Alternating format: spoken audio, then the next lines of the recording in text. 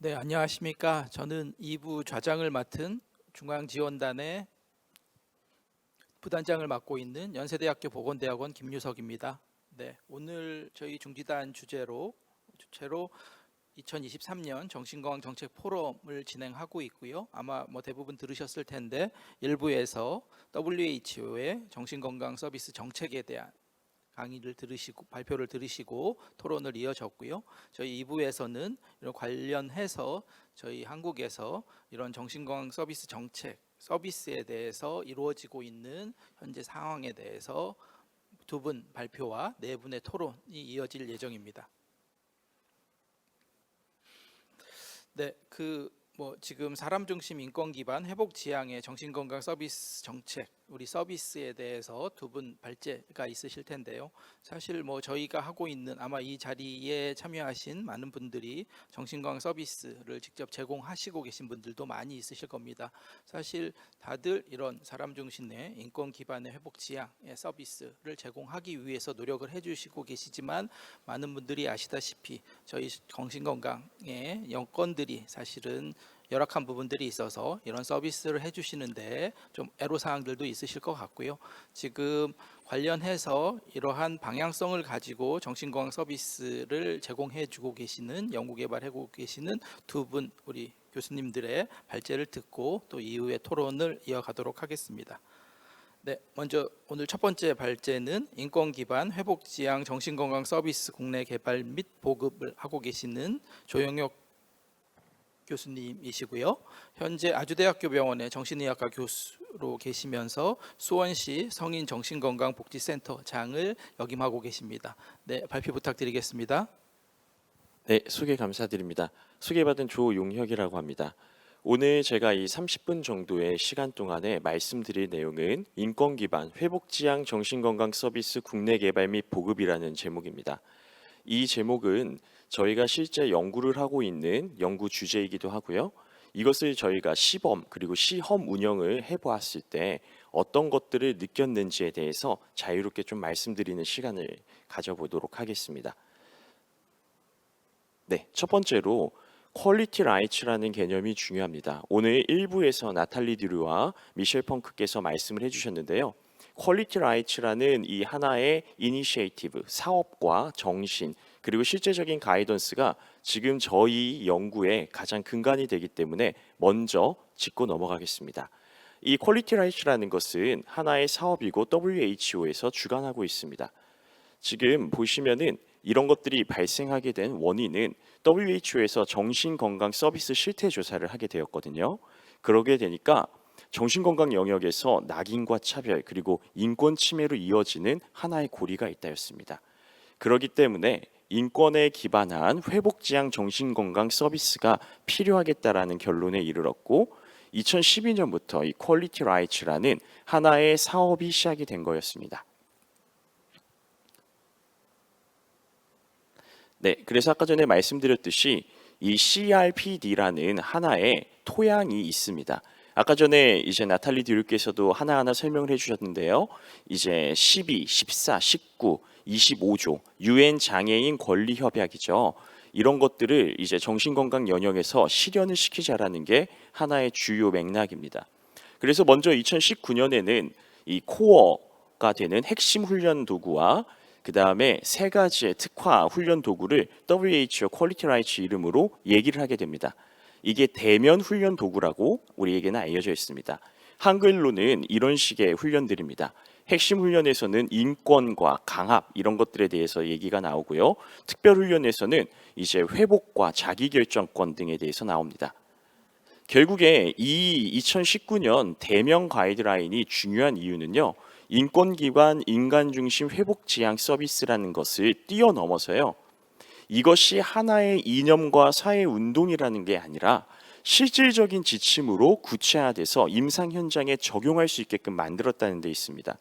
그래서 이런 것들이 바로 당사자, 보호자, 종사자 교육 훈련 도구로 개발이 되어서 지금 당사자만이 보호자만이 어떤 훈련과 교육을 받는 것이 아니라 종사자까지 포함한 모두가 교육의 대상이고 이 CRPD 실현을 위한 하나의 주체임을 얘기하고 있습니다. 네, 계속해서 가서 21년도에는요. 2019년도에 이 훈련 지침 가이드라인과는 달리 다소간의 모범 사례를 좀 25개 소개하는 이런 가이던스를 이제 발표하게 됩니다. 여기에서 이 위기 서비스 시에, 그리고 병원 기반 서비스 시에, 그리고 지역센터에서 동료 지원과 관련해서 지역 공동체 지원 활동, 그리고 지원 주거, 그리고 포괄적인 정신건강 서비스 네트워크에서 어떤 식으로 전 세계적으로 모범 사례가 있는지를 보여주고 있는 겁니다. 특별히 여기에서 위기 서비스에서 초기 정신증 급성기 환자에게 오픈 다이알로그를 한번 적용해 보는 것들, 그리고 병원 기반의 입원을 한 환자에게 비강압 치료나 오픈 다이알로그, 그리고 동료 지원 활동을 통한 서포팅, 그리고 지원 의사 결정 제도를 가지고 이 사람들이 법적 자기 결정권을 충분히 발휘하게끔 하는 것들, 그리고 동료 지원 활동에 대한 구체적인 예시들이 나와 있는 것에 좀 주목해 주시면 좋겠습니다. 마지막으로는 2023년 올해 이제 나온, 아까 전에 나탈리 드루 이제 발표에서도 나왔었죠.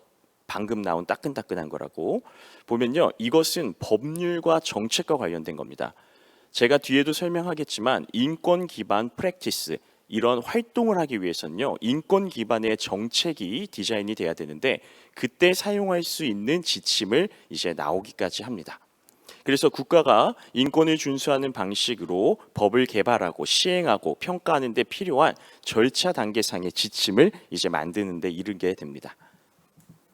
자, WHO에서 무슨 일을 하는지 제 나름대로 정리를 한번 좀 해보고 싶습니다. 지금 현재 많은 세계 각국의 나라에서는 정신질환에 대해서 메디컬 모델로 접근을 하고 있습니다. 이 메디컬 모델은 지금까지 우리의 근간이 되었고 많은 사람들을 살린 모델이긴 한데요. 이 중심이 되는 개념 자체가 진단과 증상과 부작용입니다. 이러다 보니까 이 핵심이 되는 개념들에 대한 해결책으로서 약물과 입원 치료 등에 대해서를 중점적으로 얘기하게끔 됩니다. 여기에서 한 단계 더 나가면요, 이제 재활 모델로 가게 됩니다. 이 재활 모델은 메디컬 모델의 확장으로서 이런 정신건강 당사자들의 하나의 기능으로서의 역할을 강조하게 됩니다. 따라서 이 기능을 할 수 있게끔 환경과 기회를 제공해 주는 것들을 하나의 목적으로 하고 있다고 요약할 수 있겠습니다. 하지만 WHO에서 말하는 것은 이거보다 조금 더 큰 개념입니다. 바로 회복과 관련된 모델을 얘기하고 있습니다. 회복 모델에서는요, 가장 중요한 타겟이 인간의 삶입니다. 그렇기 때문에 인간의 삶 중심은 진단과 증상 중심과 훨씬 더 큰 개념의 어떤 차원이어서 훨씬 더 많은 것들에 대한 서포트가 필요합니다. 정리해 보자면은 기존의 메디컬 모델의 확장으로서의 리커버리 모델이라는 것을 저는 강조드리고 싶습니다. 그리고 진단 중심, 그리고 증상 중심으로 약물과 입원만이 솔루션으로 우리가 얘기하는 것이 아니라 인간 중심이기 때문에 인권과 삶의 회복을 위한 전반적인 지지, 즉 사회 요소 전반에 대한 지지가 필요하다는 것이 이 퀄리티 라이츠의 하나의 큰 흐름입니다. 그러다 보니 2019년도에 실질적인 가이던스와 2021년도에 모범 사례와 2023년도에 법률과 정책, 그리고 예산 활용 같은 가이던스를 이제 내고 있는 것이죠. 그래서 이 CRPD 토양에서 이렇게 제가 말씀드렸던 것들이 이제 자라나고 있다고 생각하시면 됩니다. 자, 결론적으로 짧은 시간 동안 말씀드렸지만 퀄리티 라이츠란 WH에서 진행하는 정신질환, 인지기능 장애가 있는 환자를 대상으로 한 프로그램, 그리고 환자의 회복과 인권을 최우선 가치로 하며 프로그램 목표는 아래 4가지: 인권, 회복, 지역사회에서 독립적인 삶, 공동체 중심의 회복 지향적 서비스를 개발, 정신건강 및 관련 서비스에서의 돌봄과 돌봄의 질과 인권 수준을 향상시키는 것, 그리고 정책과 법률 개선을 위한 시민사회 운동의 발전이라고 요약할 수 있겠습니다. 자, 대한민국의 사진입니다. 우리나라는 세계에서 유례 없을 정도로 전쟁 후에 엄청난 발전을 이루어 나간 나라입니다. 정신건강 영역에서도 빠른 발전을 하고 있고요. 하지만 우리에게 몇 가지 남은 과제가 있습니다. 그리고 그 과제는 현재의 모델로는 조금은 극복하기가 어려워 보이기도 합니다. 그럼 어떤 과제들이 있는지 한번 얘기를 해보겠습니다. 첫 번째로 정신증 미치료 기간의 감소가 필요합니다. 우리가 정신증, 조현병을 포함한 정신증의 예후에 있어서 가장 중요한 하나의 지표가 바로 이 DUP입니다. 이 DUP를 WHO에서는 12주 이내로 권장을 하고 있는데요. 한국은 논문에 따라 조금씩 다르지만 짧게는 14개월, 길게는 20개월로 상당히 긴 기간 동안 환자분들이 증상이 있어도 치료를 받지 못합니다. 아마도 사회적 낙인이나 정신의료기관으로 가는 데까지의 어려움이 있기 때문이라고 생각이 됩니다. 두 번째로는 정신응급 상황의 비강압적 치료입니다. 이 비강압적 치료가 달성이 잘 되고 있지 않다라는 얘기인데요. 우리나라 같은 경우에는 입원을 한 환자가 강박을 경험하는 경우가 약 29%로 추정이 되고 있습니다. 이 강박에 대해서는 뒤에 조금 더 자세하게 다루도록 하겠습니다. 세 번째로는 정신의료기관과 지역정신보건 연계입니다. 지금 병원과 그리고 지역사회와의 치료의 연속성이 단절되는 것들이 많이 이제 관찰되고 있는데요. 실제로 수치로 본다면은 퇴원을 한 이후에 이제 지역 서비스로 연계되는 비율이 절반이 채 되지 않습니다. 마지막으로 퇴원 1개월 이내의 재입원율 또한 중요한 지표 중에 하나인데요. OECD 평균이 이제 12% 정도가 됩니다. 즉 100명 중에 12명은 한 달 이내 입원을 다시 한다는 거죠. 근데 우리나라의 경우에는 26%이고 조현병은 42%에 이릅니다. 이것들이 우리가 지금까지 이루어낸 여러 가지 과업들과 함께 앞으로 이루어 나갈 우리의 과제라고 생각이 됩니다. 이것을 미리 잘 알고 있었던 정부는 제2차 정신건강복지기본계획을 발표함으로써 아래와 같은 여러 꼭지, 주요 꼭지들을 얘기하고 있고요. 관련해가지고 국제적으로도 많은 일들을 하고 있습니다. 자, 보건복지부와 WHO 퀄리티 라이츠라고 제가 써놨는데요. 아까 전에 보였던 21년도 이제 모범 사례 가이던스거든요. 여기 보시면요, 파이낸셜 서포트에 한국 정부를 명확하게 기술하고 있습니다. 즉 2021년 가이던스의 파이낸셜 서포트, 이 기금 지원에서 한국보건복지부의 역할이 주요했음을 이미 언급하고 있습니다. 즉 이 QR 이니시에이티브 제가 발표하고 있는데 한국 정부가 이미 꾸준히 기여를 하고 있었던 활동이고요. 또 용인정신병원과 태화 샘솟는 집에서 이 가이던스들을 이제 한국화 작업을 해주시는데 큰 공을 세워주셨습니다. 자, 그리고 여기에서 그치는 게 아니라 2021년도 12월에는요. 이와 관련된 연구 사업을 이제 보산진 차원으로 띄워주셨습니다. 그래서 이 WHO 퀄리티 라이츠 이니시에이티브와 제2차 정신건강 복지 계획과 관련하여 연구 및 실천을 보건복지부에서 시작을 했다는 것을 좀 이 자리를 통해서 좀 감사의 인사를 드리고 싶습니다. 저희는요, 지금 말씀드렸던 퀄리티 라이츠와 그리고 보건복지부의 이 정책 방향성에 대해서 한번 교집합이 있을까? 어떤 것이 지금 한국 상황에 가장 시급하고 타당한 어떤 개입일까? 고민을 했는데 5가지의 단어를 한번 뽑아봤습니다. 첫 번째, 오픈 다이얼로그. 두 번째, 비강압 치료 훈련 모듈. 세 번째, 회복 치료 모듈. 네 번째, 동료 지원 모듈. 다섯 번째, 지원 의사 결정 모듈입니다. 지금 아까 전에 말씀드렸던 이 RFP를 그래서 저희 아주대학교 병원과 그리고 공동연구기관으로 이은병원에서 지금 맡아서 하고 있고요. 이 5가지 모듈들을 한국 문화와 한국 의료 환경에 맞추어서 종사자를 훈련시킬 수 있는 회복지향적 종사자로 만들 수 있는 그런 훈련 도구들을 개발하는 데 그치는 것이 아니라 이것을 보급하는 데 저희가 주력으로 연구를 하고 있습니다. 오늘은요, 이 5가지의 도구들을 어떻게 저희가 개발을 하고 있고 그리고 이것들을 보급하는 데 있어서 어떤 고민들을 가지고 있는지에 대해서 간단하게 설명드리는 자리라고 생각해 주시면 됩니다. 자, 그래서 아까 나왔던 CRPD 토양에서의 이 자라는 나무 중에 저희가 지금 연구 개발을 통해서 초점을 맞춘 곳은 2019년에 이제 대면 가이드라인과 2021년에 이제 모범 사례 가이드라인을 좀 주로 타겟팅했다고 생각하시면 됩니다. 그래서요, 자, 이 5가지의 단어들이 지금 옆에 있는데 먼저 오픈 다이얼로그는 지역 기반 네트워크 미팅과 병원 기반 네트워크 미팅으로 저희가 꼭지를 나누었습니다. 그리고 회복 치료 모듈은 회복 퇴원 계획 수립으로, 그리고 비감압 훈련 모듈은 고조 완화 기법으로, 그리고 동료 지원 모듈과 지원 의사 결정 모듈은요, 두 개를 합해서 동료 지원 활동의 연장선상에 있는 지원 의사 결정 서비스로 저희는 이제 개발 중에 있습니다. 자, 저희 팀의 구성을 잠깐 말씀드린다면요, 이 한국의 정신건강 환경은 무척이나 다양합니다. 정말 다양하고요. 이 다양한 환경들을 담기 위해서 노력한 팀 구성이라고 생각하시면 됩니다. 제가 소속되어 있고 지역사회 정신의학에 기여하고 있는 아주대 병원이 대학병원으로 들어와 있습니다. 또한 정신과 전문 병원으로서 실제 병원용 오픈 다이얼로그를 10년 이상 지속하고 있는 이은병원이 들어와 있습니다. 그리고 종합병원 안에서 정신과를 운영하며 무강박 원칙을 적용하고 있는 천주의 성요한병원이 들어와 있습니다.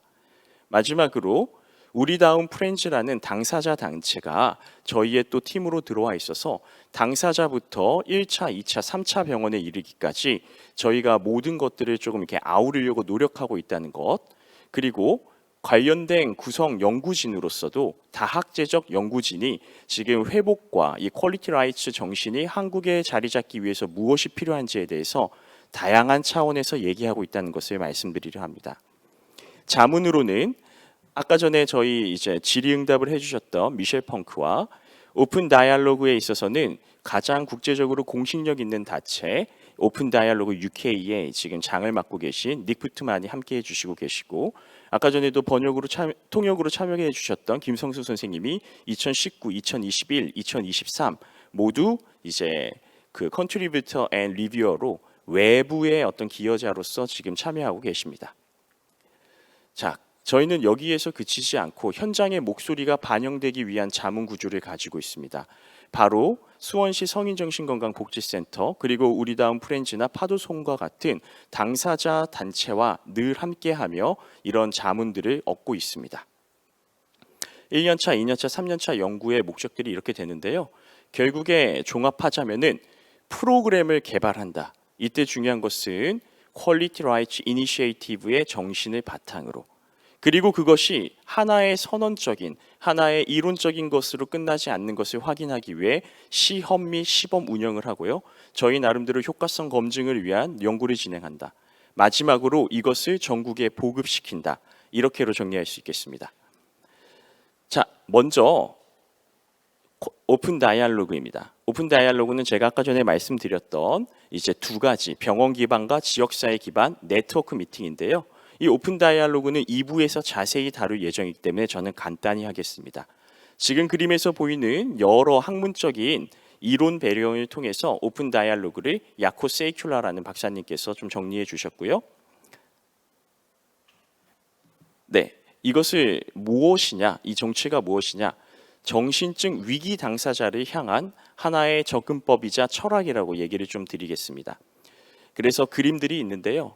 내 안에 있는 여러 가지 대화와 이런 여러 가지 대화가 있는 개개인들이 모여서 만들어내는 대화, 그리고 당사자를 중심으로 기능적으로는 전문적 네트워크와 비전문적 네트워크가 함께 만나서 대화를 하는 당사자의 목소리가 반영되는 대화, 이런 것들을 추구하는 게 오픈 다이얼로그라고 얘기할 수 있겠습니다. 무척이나 철학적이고 뜬구름 잡듯이 제가 얘기했는데 2부에서 나머지 부분에 대해서는 확인하시고요. 이거에 대한 이제 국제적인 ICT, 대규모 ICT가 지금 진행이 되고 있고 2024년 내년 초에는 이런 것들에 대한 결과를 받아볼 수 있습니다. 그래서 이런 식으로 이제 연구 디자인이 되었고요. 그리고 실제 저희 이제 연구팀에서 이것을 시험 운영을 하고 있고 시범 운영을 위한 이제 워크숍도 이제 오픈 다이얼로그 UK와 함께 진행을 하고 있습니다. 그리고 이것이 정말 정신과 접근법에 동의가 되는 것인지, 그리고 오픈 다이얼로그가 한국 정신건강 환경에서 가능한지에 대한 여러 가지 연구들을 자체적으로 또 진행하고 있습니다. 자, 두 번째입니다. 회복 퇴원 계획 수립 종사자 훈련 도구입니다. 이 훈련 도구는 결국에 퀄리티 라이츠의 기본이 되는 어떠한 사상, 그리고 그 정신을 함께 토론하고 공유함으로써 이해하는 훈련 도구라고 생각하시면 됩니다. 그래서 저희는 이 5가지 꼭지 중에 지금 이 훈련 도구가 가장 기본이 되는 모듈로서 작동하기를 기대하고 있습니다. 이것은 퀄리티 라이츠 2019년 대면 이제 가이드라인에서 이 Recovery Practices for Mental Health and Wellbeing이라는 이 부분을 이제 저희가 번역하고 자체적으로 수정 및 번안 작업을 한 건데요. 보면은 메디컬 모델에서는 늘 진단과 증상 중심으로 무언가를 보려고 하기 때문에 약물 치료로 귀결되는 경우들이 있습니다. 이렇게 되면은 제 마음속에 드는 궁금증은 이거였습니다. 환자가 왜 자꾸 다시 입원을 하는가? 그렇게 잘 고쳐놨는데 왜 다시 입원을 하는가였습니다. 수차례 입퇴원을 반복했지만 자신의 치료에 자신이 반영되지 못했기 때문에 결국에 늘 전투에서는 이겼지만 전쟁에서는 지는 경우를 많이 봤습니다. 거기에는 제가 여기 써놓은 4가지의 이유들이 있겠죠. 그래서 궁금증이 생겼습니다. 정신과 환자의 치료 목표는 증상의 완화와 부작용의 감시, 약물 복약 지도가 전부일까? 이런 궁금증이 저를 이끌어서 2019년도에 WHO 퀄리티 라이츠 리커버리 워크숍에 실제 참여를 하게 되었고, 그곳에서 배운 것들을 가지고 지금까지 이제 여러 가지 작업들을 해 나가고 있습니다. 이 프로그램은요, 하나의 그룹 테라피처럼 생각하셔도 되는데요. 당사자, 종사자, 보호자 모두가 한 조에 속해서 토론을 하는 그런 거라고 생각하시면 됩니다. 일단 보시면은 먼저 오리엔테이션이 각 과별로, 각 주제별로 제시가 되고 조별 토론이나 발표, 그리고 정리를 하는 순서로 진행이 됩니다. 보면요, 1과부터 이제 제가 쭉 보여드릴 텐데 동영상 자료들도 많이 활용하고 있습니다. 연구에 의하면 영상 자체가 무척이나 수동적이고 동기가 없는 사람에게도 강력한 메시지를 줄 수 있는 수단으로서 알려져 있고, 저희가 관련해서 여러 가지 작업을 통해서 이런 모듈들이 영상과 시너지 에펙트가 있음을 밝혀냈기 때문에 이렇게 하고 있습니다. 먼저 회복이란 무엇인가, 그리고 회복 지향적 접근, 회복 기반 지향 정신건강 서비스의 정의와 희망의 증진, 그리고 사람들과 함께 일하는 것, 회복의 여정에서의 경계, 회복을 위한 긍정적 위험 감수, 공동체로의 재연결, 그리고 회복 의사소통 기술, 그리고 회복 계획이 있습니다. 이 회복 계획에서는 특별히 지금 밑에 보이실까 모르겠는데 정신질환자를 위한 사전 의료 및 돌봄 의향서라는 것을 저희는 실제급 CA로 하고, 제 환자분들 같은 경우에는 이대로 뭔가를 해보려고 무단히 애쓰고 있습니다. 이것의 레퍼런스는 미국의 50개 중에 약 21개에서 26개 주가 하고 있는 이 정신과적 사전의료 및 돌봄 의향서를 참고하여서 저희가 만들고, 실제 이 프랙티스에 이것을 녹이는 작업을 실제 실현하고 있다고 아시면 됩니다. 보시면요, 회복에 대한 다양한 접근들과 함께 스스로 지금의 모델과 회복적인 모델이 어떻게 바뀌면 좋을지에 대해서 고민하게끔 합니다.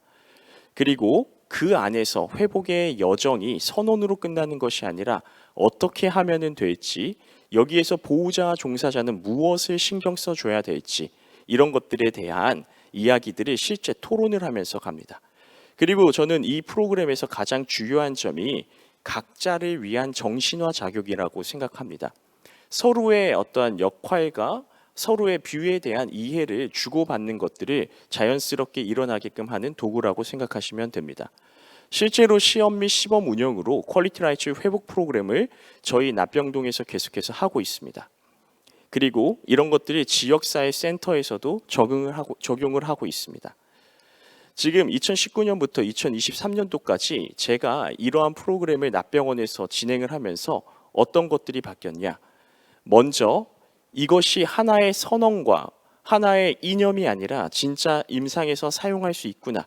두 번째로는 이 사람에게 있는 증상과 진단이 아니라 강점이 무엇인지, 이 사람이 다시 개인의 삶에 돌아가는데 무엇이 필요한지에 대한 관점이 변하고요.